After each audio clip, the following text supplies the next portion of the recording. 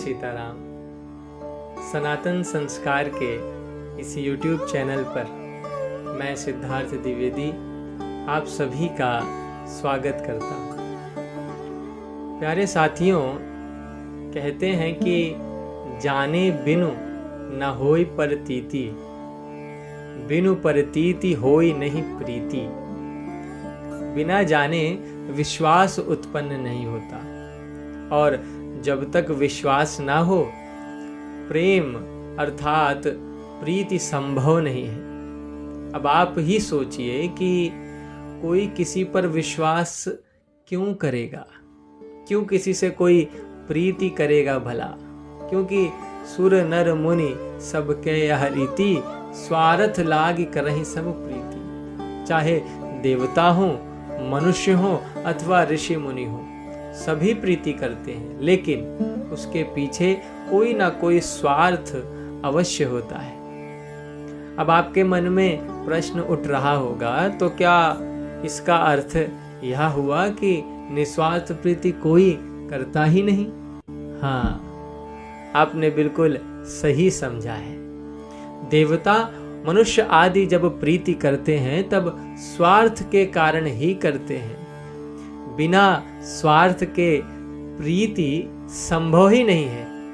निस्वार्थ प्रीति अर्थात प्रेम केवल और केवल एक परमात्मा ही कर सकते हैं। अब देखिए ना, जब हम किसी से दिल लगाते हैं तो उसके गुणों को देखते हैं, उसकी सुंदरता आदि को देखते हैं, उसकी प्रभुता को देखते हैं, लेकिन परमात्मा जब प्रीति करते हैं तो वे केवल और केवल भक्त के भाव को देखते हैं। वह गुणवान है अथवा गुणहीन, वह सुंदर है अथवा कुरूप, भिखारी है अथवा धनवान, इससे उनका कोई लेना देना नहीं है। वे तो बस भक्त की भक्ति पर रीझ जाते हैं और परम स्वतंत्र होकर भी भक्त की अधीनता को स्वीकार कर लेते हैं। ऐसे हैं मेरे प्रभु। अच्छा, आप मान लीजिए कि आप कहीं किसी कार्यक्रम में बैठे हैं, सब लोगों से आप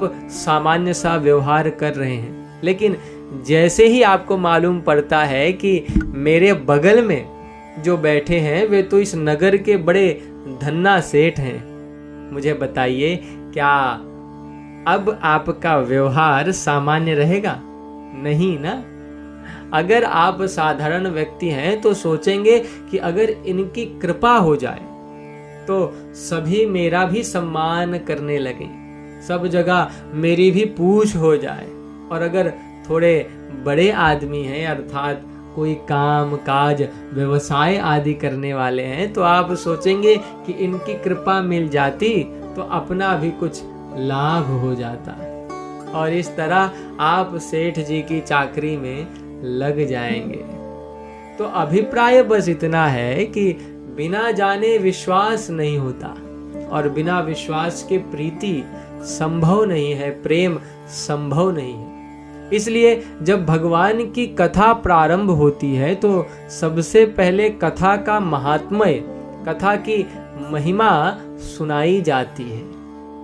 अब विचार करें कि कथा क्या है, तो जिससे प्रभु की प्रभुता का पता चले वह कथा है, अर्थात कथा प्रभु के विषय में बताती है, उनकी प्रभुता का, उनके ऐश्वर्य का वर्णन करती है।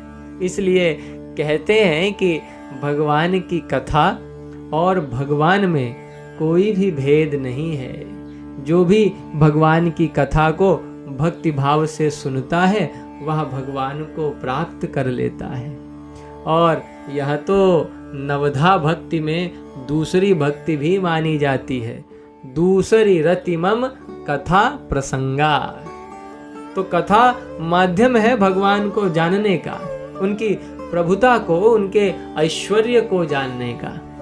जब कथा के महात्म्य के माध्यम से, महिमा के माध्यम से हम जान जाते हैं भगवान के विषय में, तब हमारे भीतर विश्वास उत्पन्न होता है कि भगवान की ऐसी प्रभुता है, भगवान इतने शक्तिशाली हैं, इतने ऐश्वर्यवान हैं, मैं भी उन भगवान की शरण लूंगा जैसे उन भगवान ने राक्षसों का वध करके भक्तों को सुख पहुंचाया, ऐसे ही वे भगवान मेरे भी दुखों का हरण करेंगे, मुझे भी सुख की प्राप्ति होगी। और फिर जब इस प्रकार के विश्वास से भरकर हम भगवान का स्मरण करते हैं तो वह विश्वास धीरे धीरे प्रेम का रूप ले लेता है। जैसे जैसे प्रेम बढ़ता है, संसार का विस्मरण हो जाता है, होने लगता है, और भगवान श्री सीताराम जी की अखंड स्मृति बन जाती है। इसी को नारद जी ने भक्ति सूत्र में भक्ति कहा है।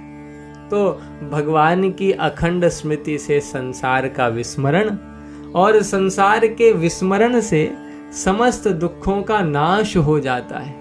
कुछ शेष रह जाता है तो वह है सुख, विशुद्ध भगवद सुख। तो प्यारे साथियों, भगवान में विश्वास हो, इसके लिए भगवान की कथा सुनिए, क्योंकि जब तक आप संसार की कथाओं को सुनेंगे, संसार में विश्वास होगा, उसमें प्रीति होगी और अंत में मिलेगा दुख। और यदि भगवान की कथा को सुनेंगे तो उनमें विश्वास होगा, प्रेम होगा, और जो प्राप्त होगा वह है अपार असीमित सुख। अब चुनाव आपको करना है। जय सीताराम।